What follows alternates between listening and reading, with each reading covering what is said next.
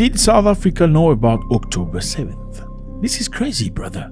Well, there's a massive accusation against the South African government right now.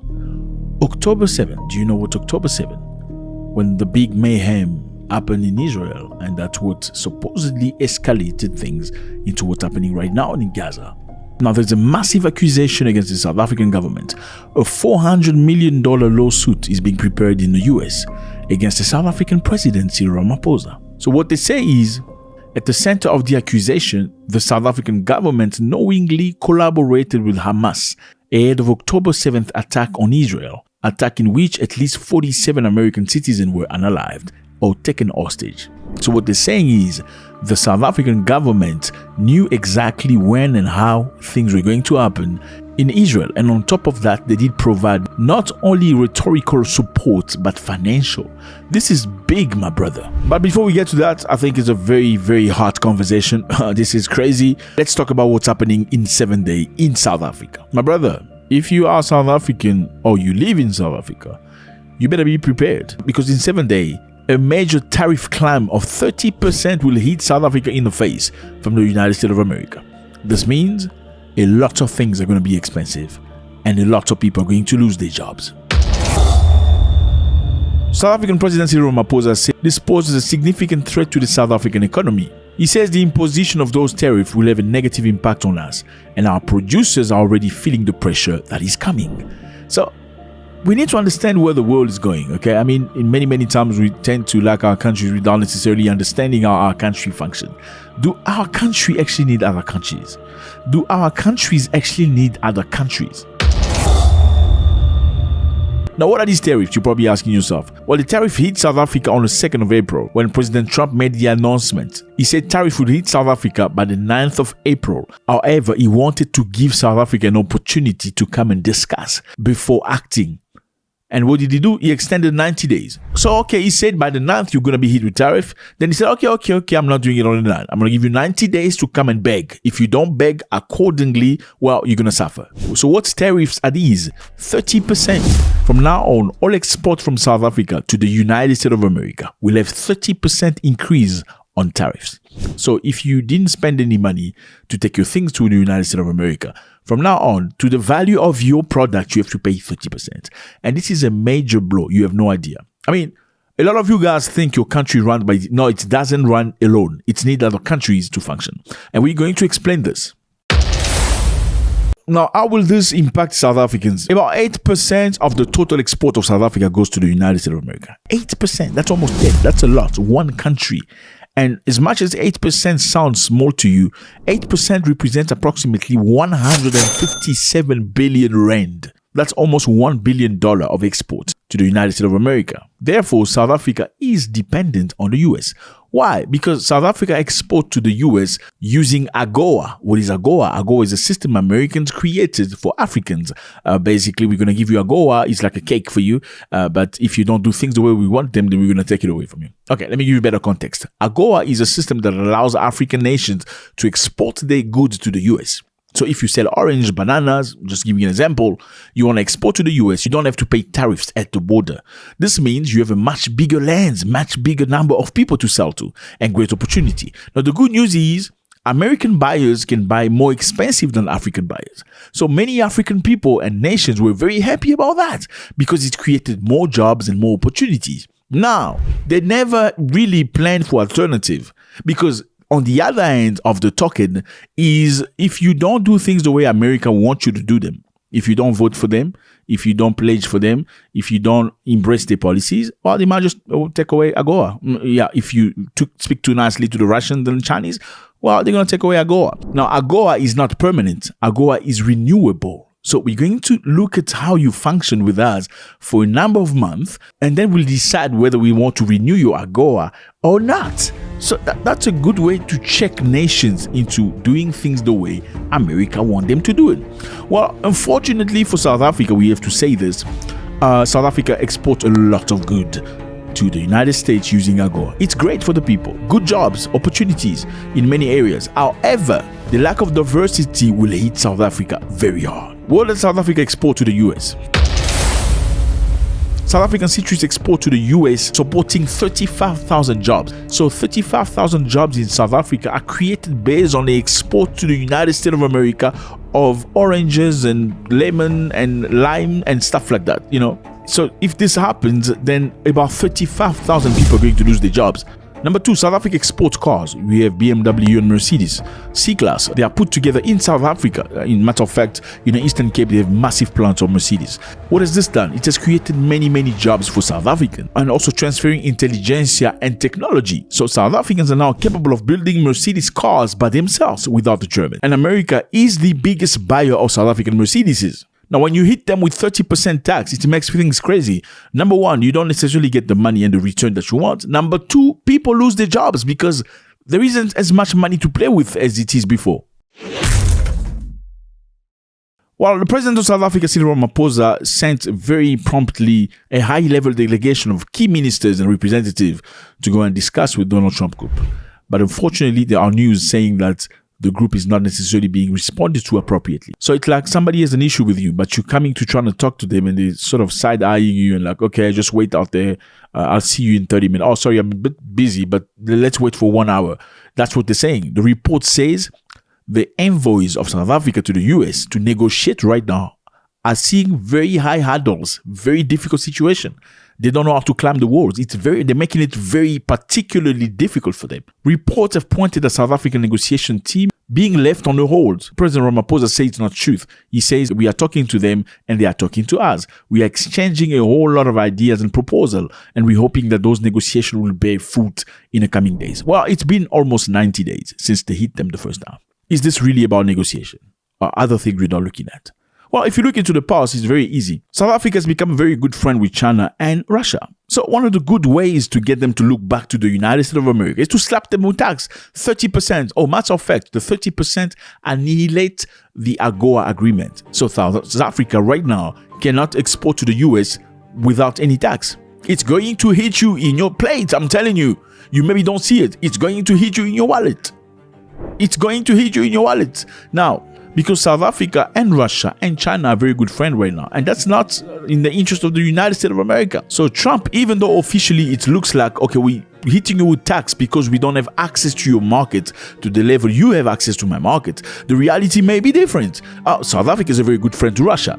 Oh, South Africa is a very good friend to China. These are competitors to the United States of America. Oh, South Africa is one of the founding members of BRICS, which is something America doesn't necessarily support, especially not the conservative. Remember, South Africa hosted a joint military exercise with Russia and China in February 2023. Again, South Africa allowed the sanctioned Russian ship, the Lady R, to dock secretly. Well, this is not confirmed because the South African government rejected it, but this is something that they're looking at. Again, number 6, South Africa avoided condemning Russia in Ukraine war. Now, what could be the big one here? The big one could be, well, South Africa took the country you don't name to court. Yes, for genocide and other stuff. And that is something Donald Trump doesn't stand for. So as much as you may try to think whatever you want to think about, in December 2023, South Africa filed a case against the country you don't name at ICJ, accusing of committing geno against Pale, you know what I mean, in Gaza. They were very brave. I mean, it was a team of high-level lawyers. They said that country violated the 1948 Geno Convention, which both countries are signatory of. I mean, remember that convention and stuff was signed, created because they lived a very horrendous moment in Germany. Therefore, they had to sign such thing. And South Africa accused them. To the shock of everybody, even though the ICJ did not necessarily recognize it as a geno, they said they take account, they accepted the case and issued a provisional measure ordering the country you don't have to prevent acts of geno against other people. So it's not a good reputation. You know, what can South Africa do right now? Find alternatives. And they're speaking about it. It's a good thing. They never mentioned it before.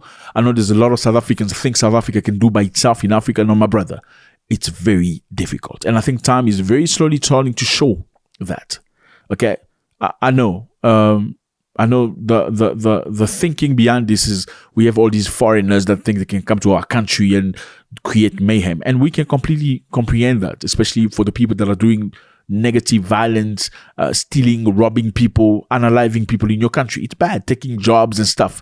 Not a good thing. However, does it change the fact that Every African needs another African country to move forward. It doesn't change that fact. And what can South Africa do right now? South Africa has to create alternatives. We have Brazil, we have China, we have Russia, and there is a possibility for it to do it. Now, the question is, why hasn't South Africa done that yet? Number two, Trump hit South Africa with a sanction and with tariffs. And he said if South Africa dares to retaliate by hitting the US with a tariff, it's going to be bad. Now, for the normal African person, you say, if you hit me with tariff, I'm going to hit you with tariffs back. But Cyril Ramaphosa has not done that. Okay, he's been very calm about it. He's been very diplomatic. Now, does it make him a coward or does it make him a smart man who's trying to do the good things, trying to resolve issues in the most neutral and peaceful way possible? Let me know how you feel about that. Can you resolve any situation with power? That's the question we have here. The bottom line is this, brothers, and this is for every African. Africa need to wake up, okay? If you start sending your things to the neighbors, it's going to spare you the problems of going to the very far away person who doesn't give a continental about you to sell them stuff. Especially if they have many dealings and they want you to be agreeable to them in everything they do. You cannot survive in Africa by yourself. It's not possible. Europe understood that. Therefore, they have the European Union. You cannot. America is a union of many states. It's many small countries. They have their own governors and stuff. That's why they're so powerful. If you try to represent yourself as yourself, it's going to be very difficult. Now, is South Africa wrong by taking that country to court? Question mark. Now, is South Africa wrong by diversifying its friends, being friends with the Russians and the Chinese? Question mark. Is South Africa wrong by trying to be independent and making its own things? Question mark. Now, are you going to be suppressed because you choose China and Russia as friends and Brazil? Is this freedom? Let me know how you feel about this, fellas. I know Africa has issues. Now, what are the most difficult issues Africa has? Africa has infrastructure, logistic, and financial constraints still need to be addressed to maximize its potential, because it's very difficult to export things to another African country when the roads are not good. It's very difficult to have a trade agreement if prices in one side of the border and the other side of the border are different. It's very difficult if the corruption, the stealing, the looting is not attended to. It's very difficult if the African people are seeing every possibility to make money as a potential way to steal money. It's very difficult. Let me know how you feel about this. The bottom line is the problems of Africans can only be resolved by Africans. Nobody from elsewhere can do it for you. So, have you heard about colonialism? I'm sure we all heard about colonialism, right? I think we're going to go very specifically today about a very specific type of colonialism. Colonialism happened in Africa in 1884 when Europeans went to Berlin in Germany to sit down and have a discussion. What was the discussion about? The discussion was about going to Africa. Africa, this big land filled with savages, with so much goods, gold, diamonds, cobalt, uranium, you name it. We Europeans need to go get that stuff. However, how are we going to do this? We're going to go get that stuff in one condition. What condition? In condition that we don't fight each other over there. Why? Because Europeans spent centuries of unaliving each other in Europe. You know, France fighting England, England fighting Portugal, Portugal fighting Spain. They did not want to redo that in Africa. That's why they sat there. They created what they call colonialism. How? They went to Africa and they split Africa into small pieces. That's what you call countries today. Those countries never existed before 1884. There was no country. It was just a massive land like this one, with hills and forests and savannas and trees and waters and rivers and tribes and ethnic groups and human beings. So, were the humans there? Yes, there were lots of humans divided by tribes and ethnic groups and clans and stuff like that. But countries never existed. Now, how did the country start in Africa? Well, because England said they wanted these lands. You see all these land on the map? That's where part of the British. These countries you see here were colonized by French. These one by the Portuguese, and so forth.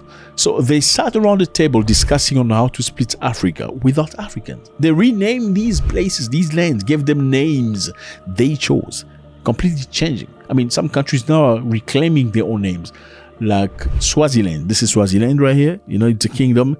Now it's called Eswatini. They say, no, we're not playing that game with you anymore. You named my child for me? There's no way I'm calling it back Eswatini. Well, many other African countries have not done that yet. Now we got the context. We're together. I see you. I know you all over the place, from the United States of America, from the Caribbean. We need to be on the same page. This is family. Okay? There's no bashing each other here when it comes to knowledge. We all want to get a little piece of knowledge so we can move forward. Great stuff. Now, let's understand this. That is when colonialism started. Colonialism was about looting Africa, taking the goods back to Europe. Okay? Enriching Europe with Africa's goods. In the meantime, beat up the savages, teach them a bit of English, a bit of French here and there, a bit of Portuguese, so they can serve you best. That was the objective. Now, France took many countries in Africa. These countries here, colonized by France. They beat up people really, really bad. They unalived them. They forced them into labor and many other things. Now, up until today, did you know that 14 African countries still pay colonial tax back to France? Colonial tax. Let me explain. 14 African countries forced by France to pay colonial tax for the benefit of slavery and colonization. Yeah, you heard me right. For the benefit of slavery and colonization. So you benefited from slavery and colonization. You have to pay us back, my brother. Yeah, that's the idea. Now, if you don't pay, guess what's going to happen to you? Well, your leader is probably going to get unalive, or your country is going to suffer, because over there, unlike you, they understand and work with one another. It doesn't matter what the policy is, whether it's good or evil. In Europe, they understand and work with each other, whilst Africans are fighting each other.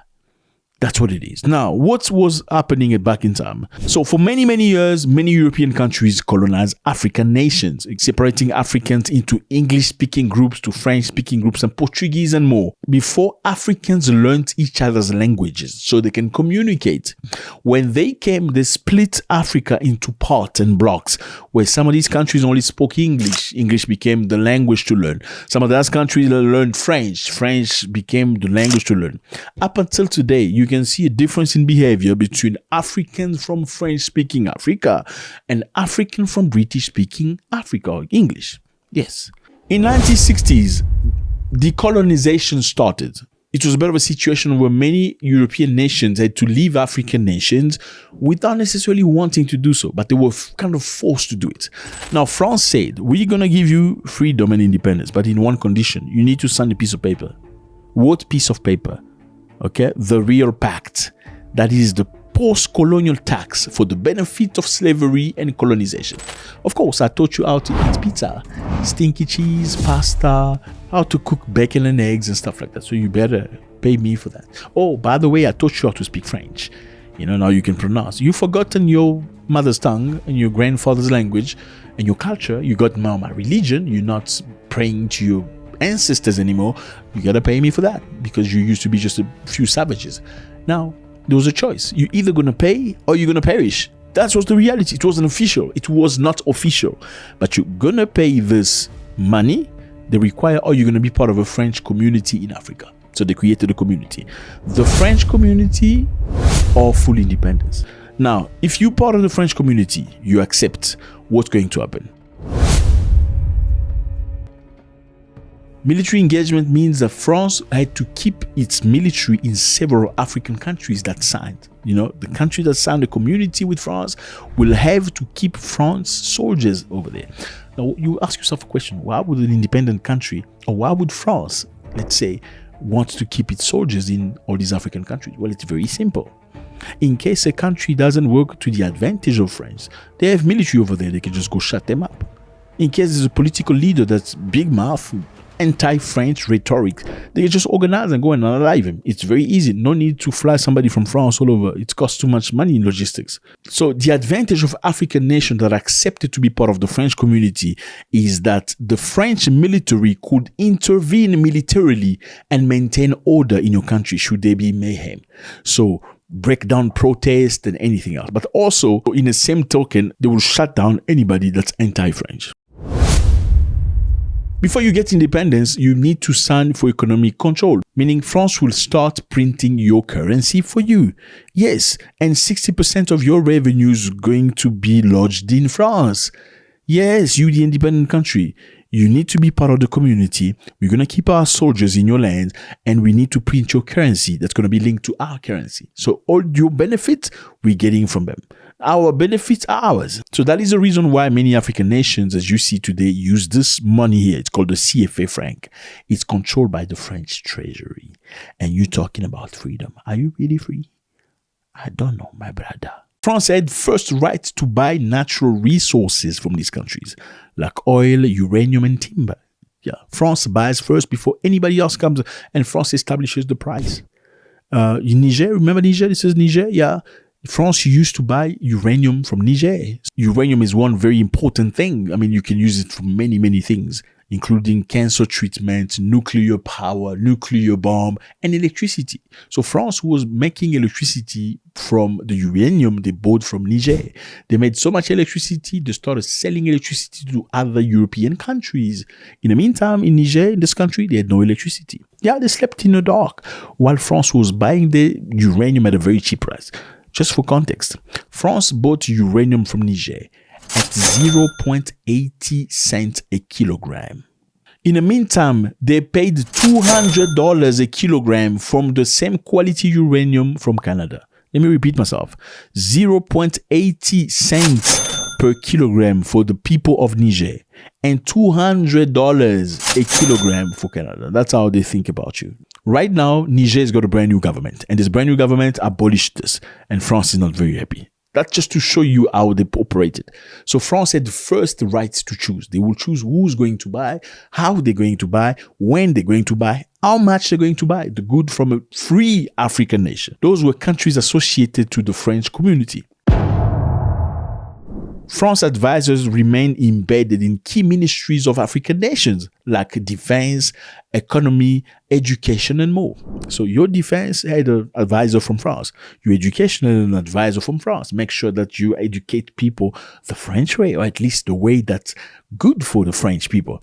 Your economy department is a French advisor. Make sure your economy moves in a way that is beneficial to France. There was another group of people that wanted free independence. Well, free independence, you can get it, but you must be paying France back money for educating you for colonialism and slavery. Brother, you've probably never heard of these things. It's crazy. It's absolutely insane. Now, let's see what France has done in many of these countries. I'm not creating this. This is not the entire French sentiment. We're just going back into history and narrating what's happened. When Sékou Touré of Guinea decided in 1958 to get out of French colonial empire, Sékou Touré was the first president of Guinea. He opted for the country's independence instead of community of France. Then what happened? The French colonial elite in Paris got very furious. In fact, the French administration in Guinea destroyed everything in the country which represented what they had called the benefit from French colonization. So they don't want to work with you anymore. Instead of saying, okay, thank you very much, we're leaving, we can allow you to be free, they destroyed everything they had built in that country. Everything. They took everything that belonged to them.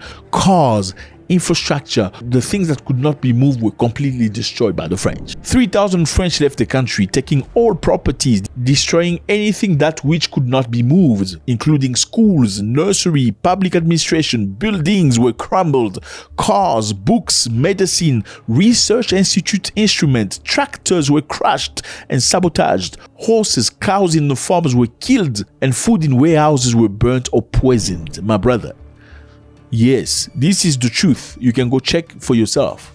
You know, this has not changed very much. I don't know. Have you ever been to a French website or French-speaking news? They ask you for accepting cookies. This is, you can go check that now. You accept, go check La Rousse. Okay? You can accept cookies. If you don't accept cookies, they kick you out of the website. You know that? So you're going to do something for me. If you don't do something for me, you're not getting anything. As opposed to what? As opposed to other websites, generally British or other places, where you can actually click. They ask you to click on cookies. You say you don't want to accept cookies. They still allow you to read. In some websites, they will allow you to control partially the website. You can actually scroll down, but you don't have full access. But most French website will kick you off. Like, okay, so you're not going to give us business, we're not going to get money from you, you can get the hell out. This is a very similar mentality we're seeing right here.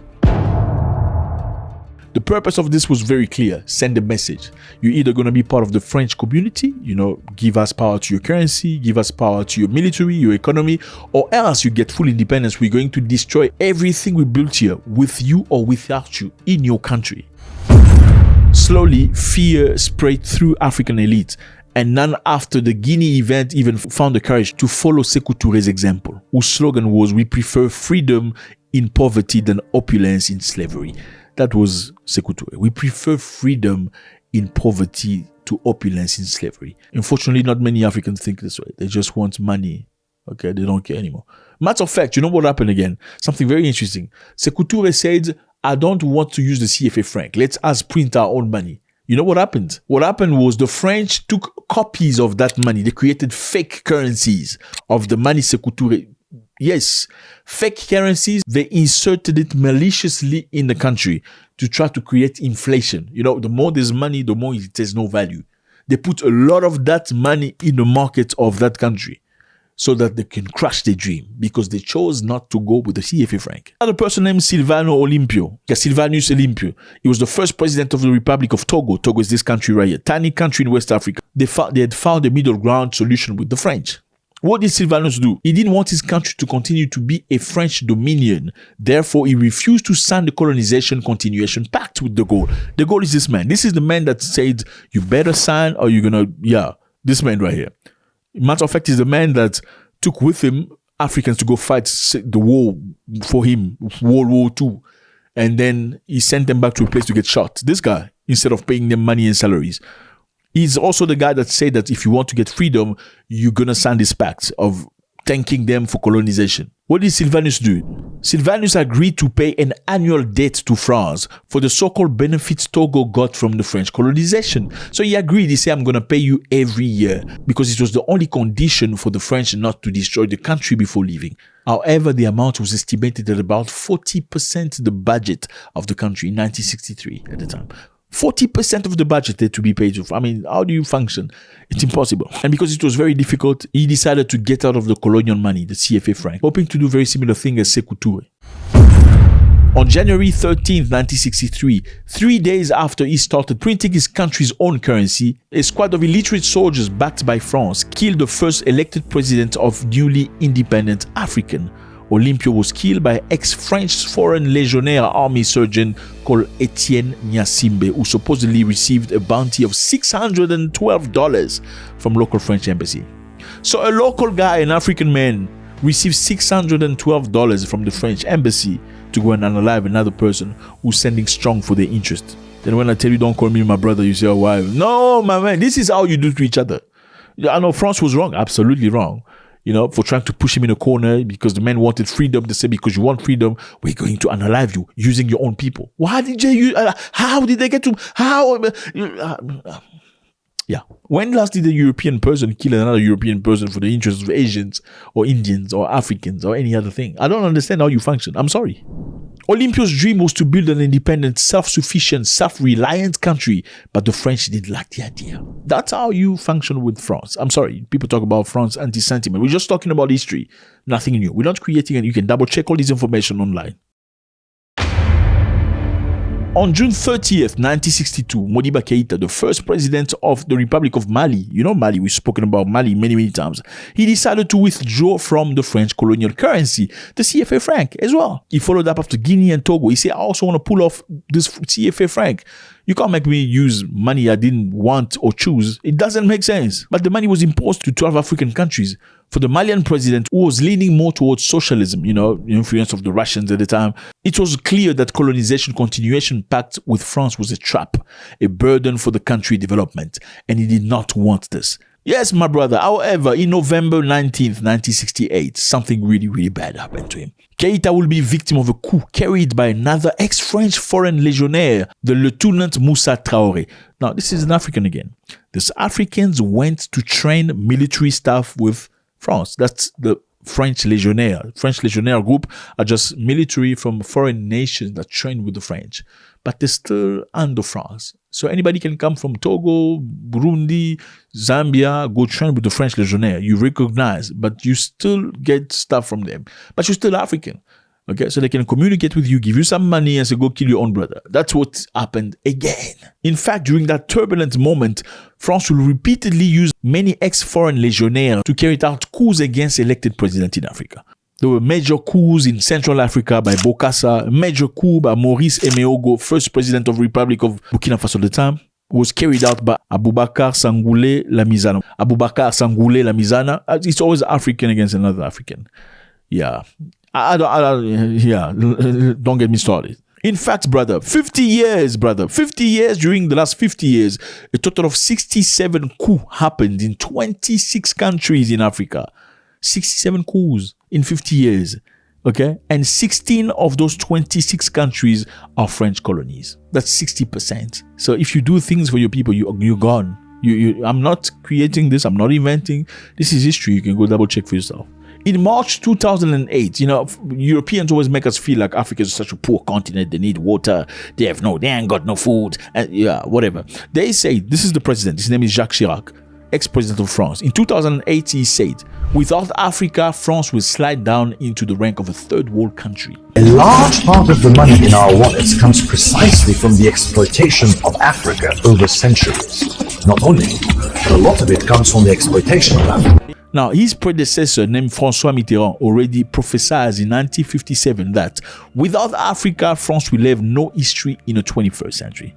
But in the meantime, Emmanuel Macron comes to meetings and say, well, the reason why Africa is not moving forward is because Africans are making too much babies. I always say, please present me the lady who decided, being perfectly educated, to have 7, 8, 9 children. And this is not teaching African people from New York. This is a pure bullshit to say that. But in the meantime, you get very upset when you say, okay, leave our country. Since you guys are helping us, we don't want your help. Go back. They get very angry. And that's why they want to fight the Russians, because they feel like the Russians are pushing them out. I mean, if nobody wants people to be ungrateful. If you feel like you're helping people and they're not grateful, you just forget about them, right? But why are you upset that the people you're helping are not being grateful? You just leave them. You know what I mean? Are Africans ready for democracy? Are Africans ready for democracy? We all talk about we want to rule ourselves. We're tired of the colonialists and their rhetorics. Are we ready for democracy? Democracy means respect. Democracy means consideration of the peoples. Democracy means consideration of other people. Democracy means I'm thinking red is better than white. You thinking white is better than red. Well, I'm going to respect you and we're going to continue. We're not going to start fighting each other and killing one another. There's one thing I've noticed about Africans and black people in general. You can say 100 things that they like, they agree on. They will clap their hand for you. But if you say one thing they don't agree with, they will forget every good thing you've said in the past. Let me repeat myself. Black people in general, you may do 100 things that are positive to them. They will clap their hand for you. Oh, we appreciate you. We like you. You're such a good guy, so smart. Until you say one thing they do not agree with. Then they question everything you stand for. Other people know how to, okay, I think you like red, I like white. I don't agree with you, but I'm still standing by your side because, I'm considering the majority of things we agree upon. We cannot separate ourselves and part ways just because you say something I don't agree with. That is something we need to learn, fellas. We are in Cameroon. It's Cameroon. Okay? I have never been there, so I cannot say beautiful place, lovely people. I'm very authentic, I tell you the truth. So Cameroonian President Paul Biya has reshuffled the military. Okay, the head of military, all the commanders, all the significant people that in the military have been reshuffled. He's moving people here, moving people there. Some of them have been upgraded, in the military, and some of them have been moved. You're asking yourself, why? Why is he doing this? Well, he's doing this because he's planning to represent himself once more as a president candidate of the elections. Cameroonian President Paul Biya undertook a significant reshuffle of the country's top military leadership in mid-July 2025. Just 2 days after formally announcing his candidacy for the 8th term in October 12. 8th term, my brother. You want to be president for 8 times. Like 8 times, because he feels like Cameroon, look at Cameroon here, look at all these people. Amongst all these people, only him is capable of running the country. For the 8th time, and I ask myself, who are the problem of Africa? Let me continue first before we bash each other here. Paul Biya issued a series of decrees appointing new chiefs of staff for infantry, air force, the navy, and promoting 8 brigadier generals to major generals. So basically what he's done is what? He has reshuffled the entire army. So all the leaders, the commanders, on the ground, in the air, in the navy, everybody been reshuffled. Special security, reshuffled everybody. Because he wants to make sure that when he runs for presidency again, he's got the total support of the army. Obviously, you know, when you run for president and you feel like you're going to be contested, you need to make sure that the army is behind you. How do you do it? Well, you reshuffle. You make some of the people that were lower grade, higher grade. You propose them higher salaries. You issue them authority so they can be faithful and loyal to you. Well, how old is the Cameroonian president? He's 92 years old. Yes, the man is 92 years old, as you can see. In many instances, there was a specific video I watched of him where he didn't really know where he was. He was in a stage and they were telling him, oh, now you need to stand up. Totally unaware of what is happening around him. He does not even know his aides keep explaining what he needs to do and telling him how important the event is. And he does not even know. He just keeps fiddling with the paper in front of him and passing that. This is the sad reality of the kind of presidents that we have running most African countries. Le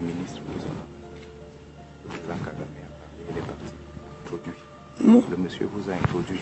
Il y avait un monsieur de vous qui vous a introduit. Je dois parler maintenant.